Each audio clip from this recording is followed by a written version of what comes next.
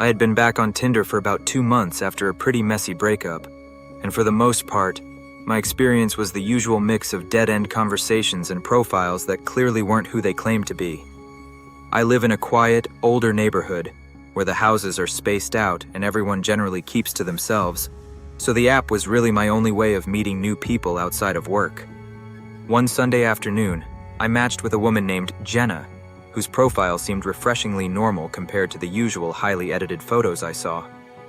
Her bio was short, mentioning she liked classic horror movies and midnight snacks, and she had 4 photos that showed her in various outdoor settings like parks and hiking trails. I swiped through her photos a second time before sending a message, but as I reached the final image, a strange feeling of localized familiarity began to wash over me. The photo was a simple full-body shot of her standing on a sidewalk, wearing a yellow raincoat and holding a coffee cup, with a row of suburban houses blurred out in the background. It looked like a completely generic street, but something about the shape of the trees and the specific slant of the asphalt felt like I had seen it every day of my life. I zoomed in on the background, trying to identify a street sign or a landmark, but the focus was too soft to make out any text. Then, my eyes drifted to the very edge of the frame where a black metal mailbox was partially visible, reflecting the afternoon sun in a way that highlighted a very specific blemish. On the side of the mailbox, there was a small reflective sticker of a silver eagle that had been partially peeled away, leaving behind a jagged, crescent-shaped mark. My heart gave a heavy thud against my ribs because I knew that mailbox intimately. It was the one I had stood in front of every morning for the last 5 years. The photo hadn't just been taken in my neighborhood. Jenna was standing directly in front of my own driveway when that picture was snapped. I felt a wave of cold nausea hit me, as I realized the angle of the photo meant the person holding the camera was standing right in the middle of my front lawn. I checked the distance feature on her profile, and it simply read, "less than 1 mile away," which only added to the mounting sense of dread pooling in my stomach. I lived alone, and didn't have any roommates or frequent visitors who would have invited a stranger over to take professional-looking photos on my property. I began to scroll back through our match history, wondering if I had accidentally revealed my address during our brief chat, but I realized we hadn't even exchanged a single word yet. I decided to test the waters and sent a simple message asking her if she lived nearby, or if she had visited my specific neighborhood recently for any reason.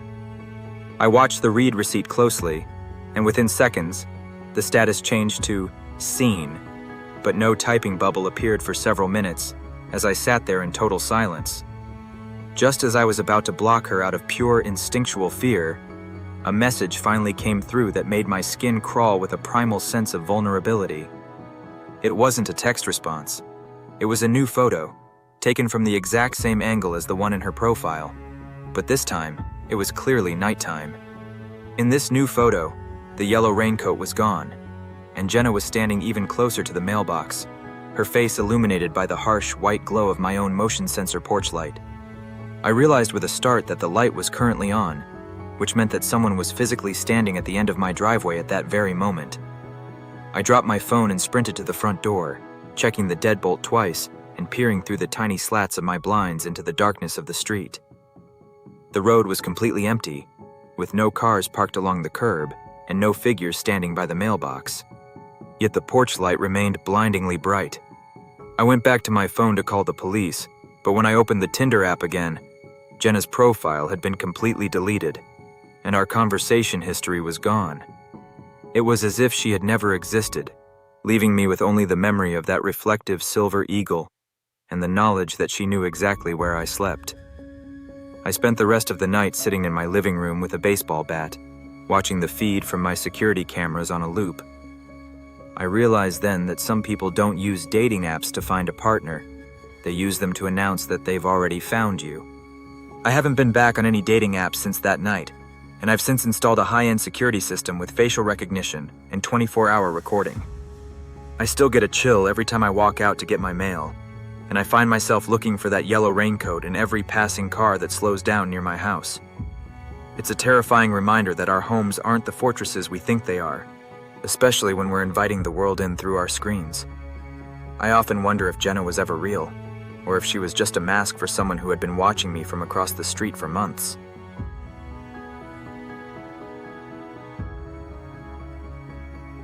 I had just moved into a small, isolated cabin in the woods to focus on my writing, and one of the few things the place was missing was a reliable washer and dryer set. I didn't want to spend thousands on new appliances, so I started checking Facebook Marketplace every morning, hoping to find a used set that someone was looking to get rid of quickly. After about a week of searching, I found a listing for a high-end front-loading pair that was only 2 years old and being offered for a suspiciously low price of $100.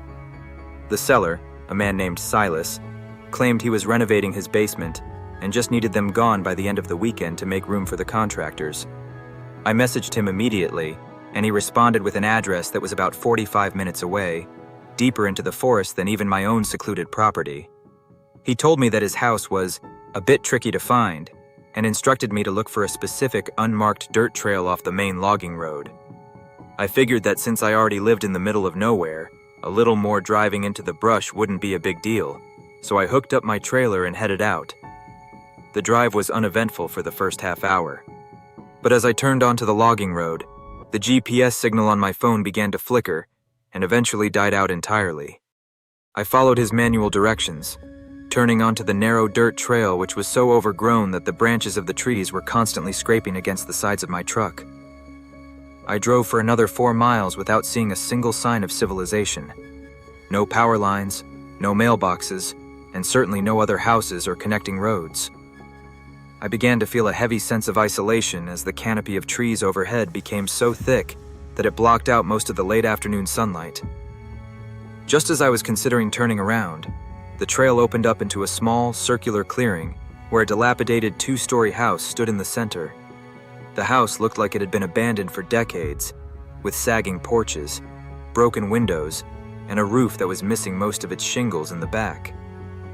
There were no other vehicles in the clearing, no address marker on the door, and the entire property felt like it had been carved out of the earth by force. Silas met me at the front door, and he was a short, stocky man with a thick beard and eyes that seemed to constantly scan the tree line behind me. He didn't offer a handshake or a greeting, simply grunting and gesturing for me to follow him around to the side of the structure, where the basement entrance was located.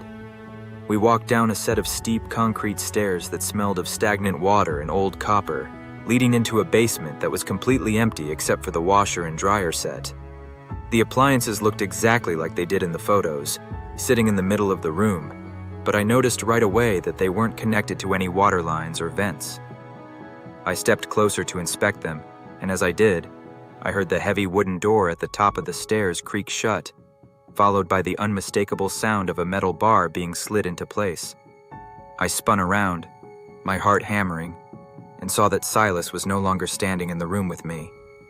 He had disappeared into the shadows of the far corner. I realized then that the renovation story was a complete lie, and that the basement had been intentionally cleared out to serve as a soundproof trap for anyone lured in by the deal. I shouted for Silas to open the door, but the only response I got was the sound of multiple footsteps moving around on the floorboards directly above my head.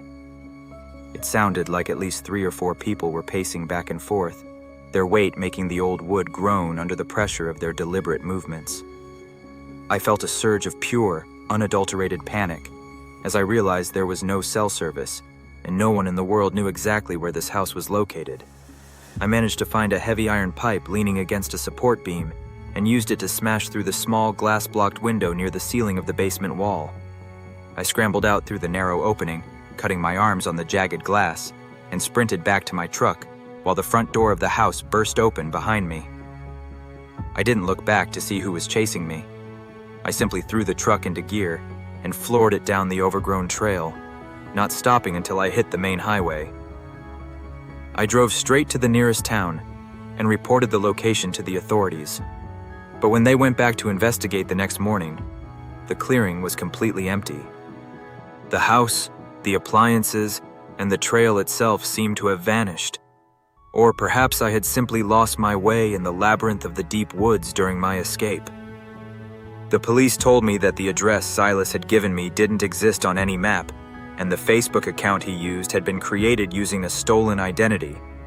I realized then that I had been lured into a black site that was specifically designed to make people disappear without leaving a single digital or physical trace. I still have the scars on my arms from the glass, a constant reminder that some deals are literally too good to be true, and the price is often your life.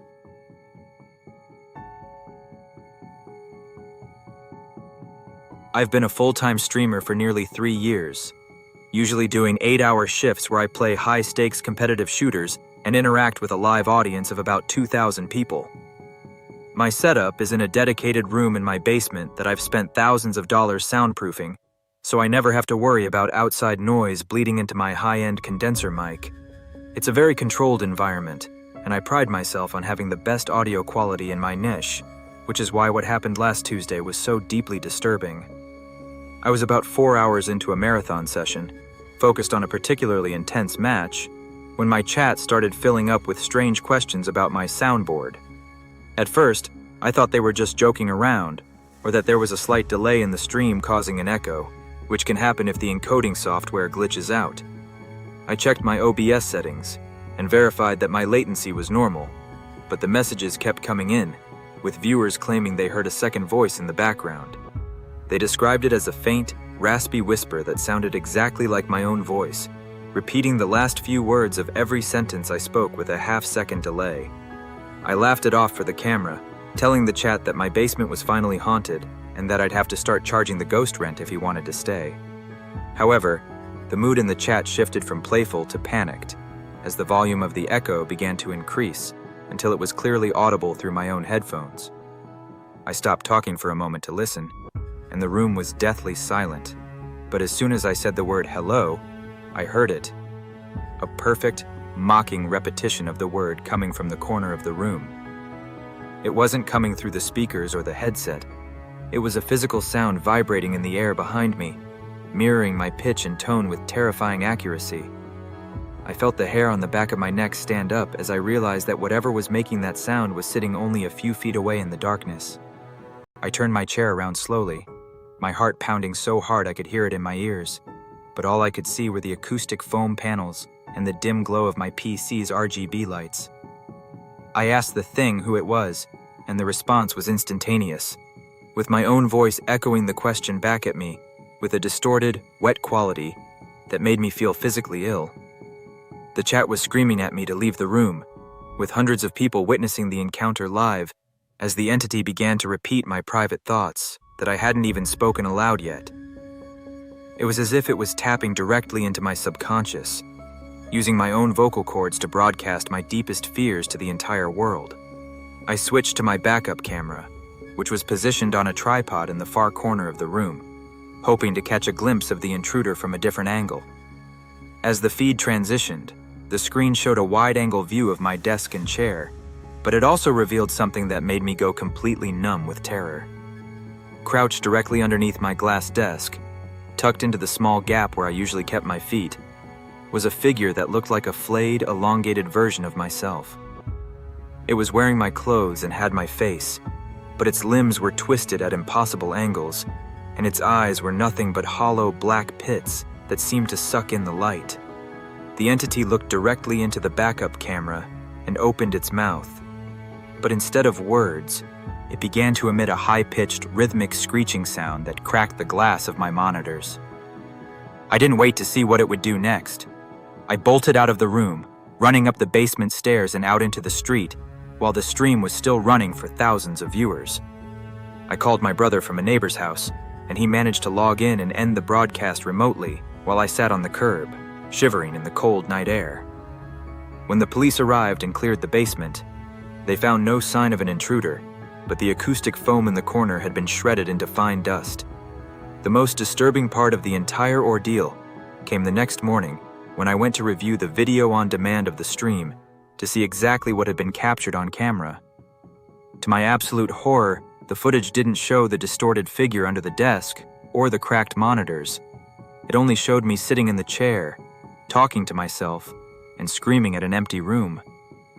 However, the audio was crystal clear, capturing both my voice and the entity's voice as we spoke in perfect, haunting unison for the final 10 minutes of the broadcast. It was as if the entity was a psychic projection that could only be heard and felt, but never truly seen by the physical lens of a camera. I've since moved out of that house and sold all of my streaming equipment, unable to bear the thought of sitting in front of a microphone ever again. I still have nights where I wake up to the sound of my own voice whispering from the foot of my bed, repeating the same word over and over until the sun comes up. It's a terrifying reminder that our own identities can be stolen and used against us in ways we can't even begin to understand or explain. I often wonder if that thing is still out there, finding someone else to echo until there's nothing left of the original person but a raspy, distorted memory.